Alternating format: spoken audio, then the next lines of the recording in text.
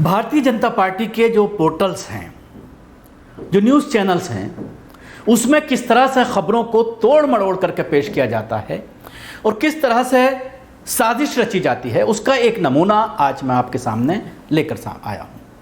अभी एक अंतर्राष्ट्रीय ड्रग तस्करी के नेटवर्क में शामिल होने के आरोप में दिल्ली और एनसीआर के एक बिजनेसमैन कबीर तलवार को एनआईए ने गिरफ्तार किया है। और इस खबर को भारतीय जनता पार्टी का एक ऐप है ऑप इंडिया, वो पूरी तरह से प्लांटेड खबरें चलाता है, उसने किस तरह से पेश किया है आप अपने टीवी स्क्रीन पर ये देखिए।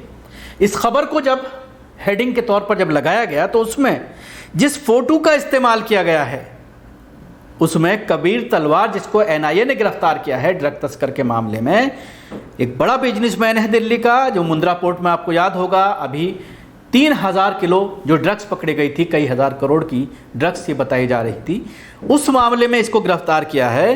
तो उसमें शाहरुख खान और सिद्धू मूसावाला, इन दोनों के साथ फोटो लगाया गया है, आप अपने टीवी स्क्रीन पर देखिए।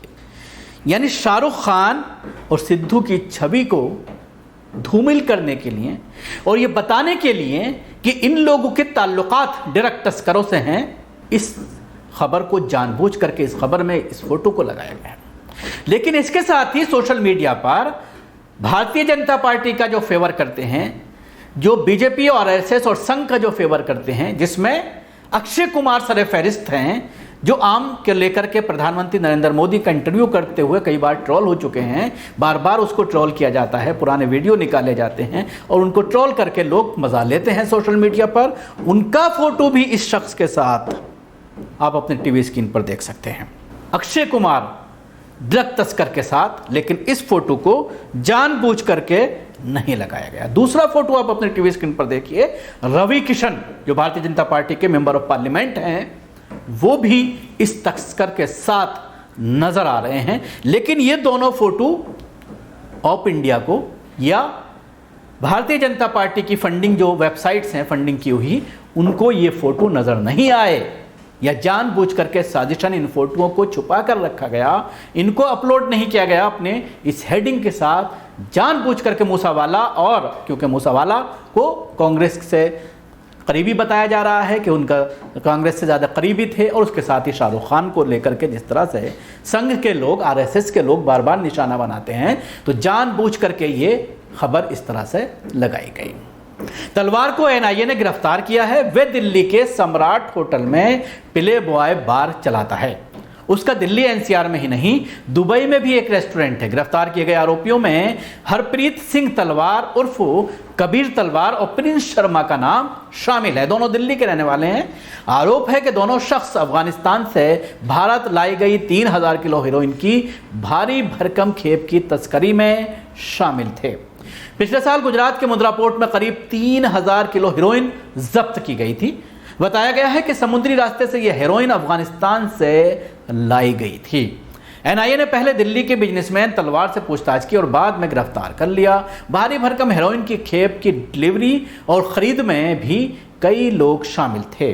रिपोर्टों में दावा किया जा रहा है कि कबीर तलवार अफगान नागरिक के जरिए ड्रग्स खरीद रहा था और दुबई के रास्ते पैसे भेज रहा था। बताया जा रहा है कि रिफाइंड ड्रग्स को कथित तौर पर बिजनेसमैन द्वारा सर्कुलेट किया जाता था और ड्रग्स का बाकी हिस्सा पंजाब भेज दिया जाता था। एनआईए ने शुरुआत में इस केस की चार्जशीट में 16 आरोपियों का जिक्र किया था।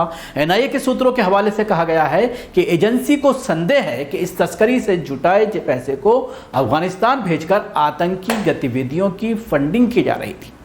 इस मामले में आतंकी संगठन हिजबुल मुजाहिदीन से कनेक्शन की भी जांच की जा रही है। अंतर्राष्ट्रीय बाजार में बरामद हेरोइन की कीमत करीब 21,000 करोड़ रुपए आंकी गई है।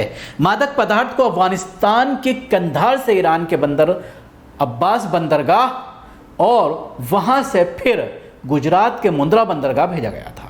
मुंद्रा पोर्ट का संचालन अडानी ग्रुप करता है। उस समय अडानी समूह ने कहा था कि मुंद्रा इंटरनेशनल कंटेनर टर्मिनल पर पहुंचे 2 कंटेनर से भारी मात्रा में प्रतिबंधित हेरोइन जब्त की गई।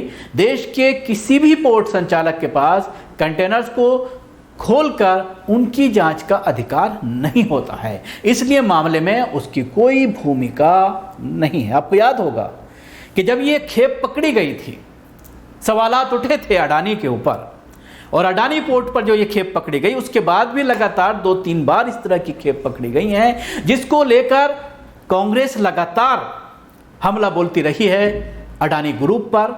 पिछले दिनों भी कुछ तथ्य निकाल करके 2-3 दिन पहले भी आपने देखा होगा ट्विटर पर काफ़ी ट्रोल किया जा रहा था, और अडानी पोर्ट पर ये सारी चीज़ें पकड़ी गई हैं, नशावार चीज़ें, उसको लेकर के आरोप लगाए जा रहे थे अडानी के ऊपर और प्रधानमंत्री नरेंद्र मोदी के ऊपर, बीजेपी से उनके कनेक्शन के ऊपर, प्रधानमंत्री मोदी से अडानी के कनेक्शन के ऊपर आरोप लगाए जा रहे थे। लेकिन इस गिरफ्तारी के बाद और एनआईए के खुलासे के बाद और उसके अलावा अडानी ग्रुप के बयान के बाद ये पूरी तरह से स्पष्ट हो गया है कि मामला पूरा क्या था।